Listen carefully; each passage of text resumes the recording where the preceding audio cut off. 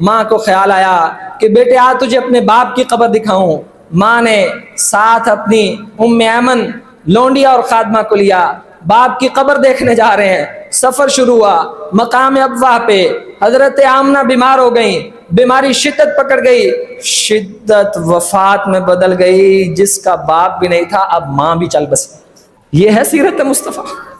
وہ جو ساتھ ام ایمن خادمہ تھی کہتی کہ اب 6 سال کا بچہ کافی جوان ہوتا ہے.